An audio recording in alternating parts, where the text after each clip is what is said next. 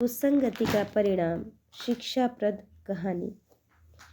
एक बार एक शिकारी शिकार करने गया। शिकार नहीं मिला, थकान हुई और एक वृक्ष के नीचे आकर सो गया।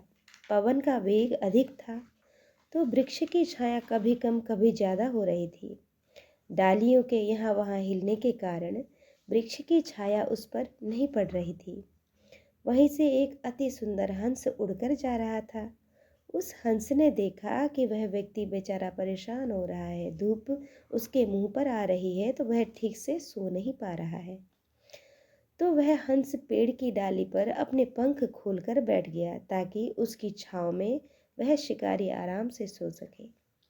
जब शिकारी सो रहा था तभी एक कौवा आकर उसी डाली पर बैठा, इधर उधर देखा और बिना कुछ सोचे समझे शिकारी के ऊपर अपना मल विसर्जन कर वहां से उड़ गया। तभी शिकारी उठ गया और गुस्से में यहाँ वहाँ देखने लगा और उसकी नज़र हंस पर पड़ी क्योंकि कौवा तो वहाँ से उड़ चुका था। और उसने तुरंत धनुष बाण निकाला और उस हंस को मार दिया।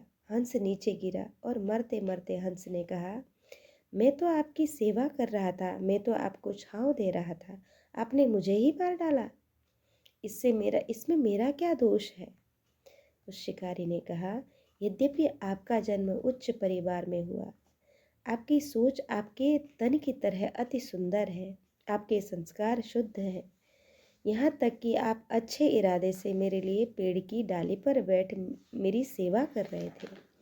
लेकिन आपसे एक गलती हो गई कि जब आपके पास कौवा आकर बैठा तो आपको उसी समय उड़ जाना चाहिए था। उस दुष्ट कौवे के साथ एक घड़ी की संगत ने ही आपको मृत्यु के द्वार पर पहुंचाया है। शिक्षा। संसार में संगति का सदैव ध्यान रखना चाहिए। बुद्धिमान परमहंस को किसी कौवों की सभा में नहीं जाना चाहिए, उनसे दूरी बनाए रखनी चाहिए।